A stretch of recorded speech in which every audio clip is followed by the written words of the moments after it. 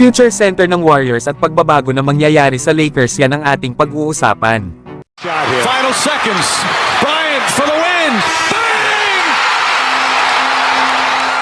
Golden State Warriors may nakikita ng future center. At ito nga ay ang kanilang player na si Trayce Jackson-Davis. Pero kailangan nga daw munang makita ang efficiency nito sa mas mahabang mga minuto pa. Lalo at impressive ang kanyang naging performance last season sa Golden State Warriors.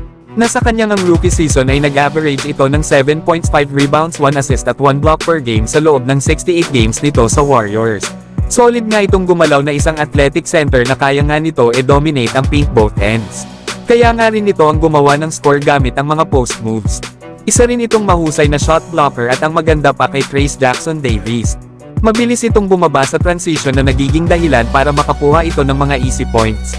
Ang best performance nga nito ay sa naging laban nila sa Houston Rockets, na kung saan ay gumawa ito ng 20 points, 5 rebounds at 4 assists sa loob ng 28 minutes. Kaya hindi na nakapagtataka kung bakit itong 57 overall pick na si Trayce Jackson-Davis ay pinag-sign ng Warriors ng kontrata sa loob ng 4 na taon. At nagkakahalaga naman ito ng $7.6 million. Na ang unang 2 taon nga dito ay guaranteed at ang pangatlo at ang pang-4 na taon naman ay may team option. Kaya tingnan natin mga idol, kung mananatili bang efficient ang performance ni Trayce Jackson-Davis sa mas mahabang minuto next season. Samantalang bagong head coach ng Lakers na si JJ Redick may gusto namang baguhin sa kanilang kupunan ngayong off-season. Gusto nga daw nito na magkaroon ng more live na basketball. Ayon pa kay JJ Redick ay ito daw ang relasyon na gusto niyang mabuo sa kanyang mga staff at mga players. Ito nga ang gusto niyang iparamdam at maging first impression kung papaano ba mag-operate ang kanilang bagong coach.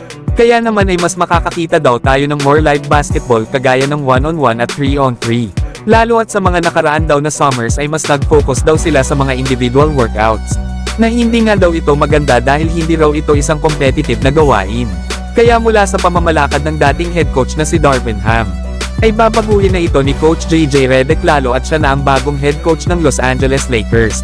Yan nga mga idol ang mga sinabi at gustong mangyari ni Coach JJ Redick. Lumalabas pala dito mga idol na kulang ang Lakers sa mga workout at practice na dapat sana ay magpapalakas sa kanilang kupunan.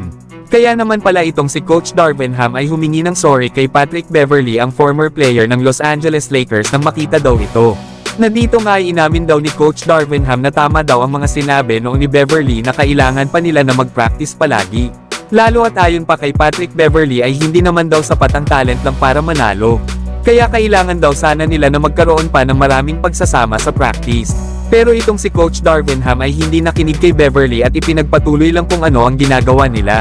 Pero simula ngayong off-season mga idol, ay iba na ang magiging takbo ng practice ng Lakers at more on competitive na ito sa pamamalakad ni Coach JJ Redick. Pero kayo mga idol, ano ang masasabi nyo dito?